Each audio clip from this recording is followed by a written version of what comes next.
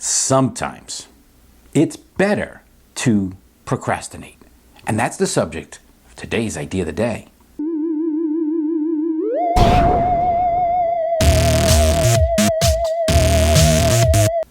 Guilty.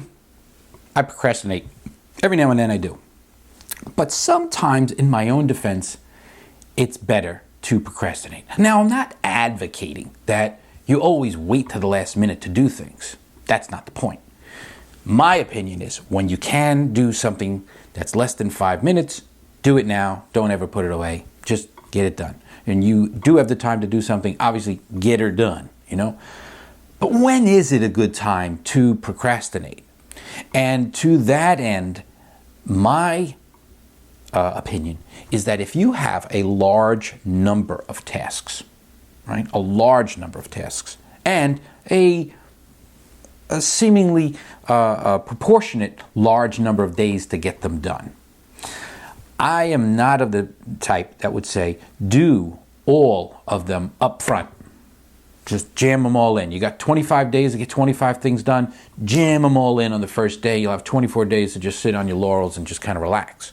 And I'm also not advocating that if you have 25 things to do and 25 days to do them, that you do them on the 24th day. No, you don't do that. If you have a large number of things to do in a seemingly complex project, they're all part of the same thing. It's a large number of steps that you have to take, and you have a nice buffer of time. The best thing you could do to be productive is to try as much as possible to space them out. You may leave a little buffer at the end, but you want to space them out. Do a little piece every day, a little chunk every day, because you gain something that you would never get if you tried to do all 25 on the first day or the first 2 days, or if you tried to wait to the end to do them all. If you do a little chunk each day, you start each day knowing that you've accomplished not just 24 tasks or 20 tasks or whatever number of tasks you were up to that day. Let's say on the 10th day, you reach that 10th day and you have 25 things to do, and you've done 10, and you've taken exactly 10 days to do it. You have 15 days or so left. You will not only have the knowledge that you completed 10 tasks and the momentum knowing that you completed the 10 tasks in 10 days and you've got plenty of days to do the other 15, but you gain a certain wisdom of not just proficiency in the individual tasks. You gain confidence that you've been doing this for 10 days and you've got this thing. You've got it. Like if you jam it all up front, you get this kind of rush. You try to do 20 things in the first day.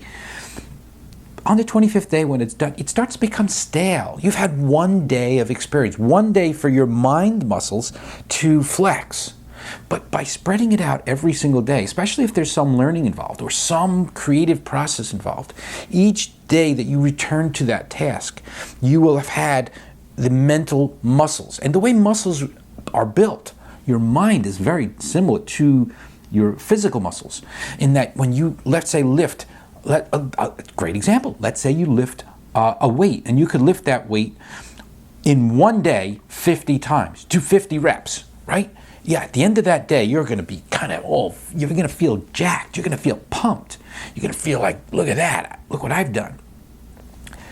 And then what do you do for the next 24 days? Nothing? Yeah. By the way your muscles work, and your mind muscle works the same way, is that when you exercise those muscles, you then let the rest happen. That's why we sleep. You let your mind kind of rest and recover. It uses 20% of the energy in your body. Let it recover. It then recovers from the day before's activity, and now you start strong on the second day. And again, you have built that inner muscle, that inner mind muscle, and that confidence of what you've done, and you've let your mind each day digest and absorb what it did the previous day.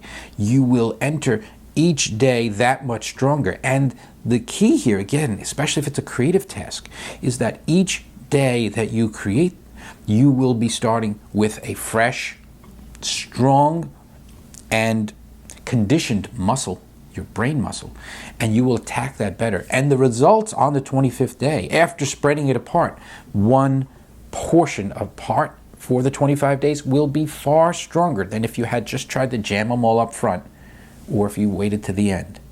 So for those of you who are creative, sometimes it's still better to procrastinate. And that's today's idea of the day. All right, there it is. That's today's idea of the day. Some of them are pretty good, right? And some of them suck, I admit. First to admit, some of my ideas suck.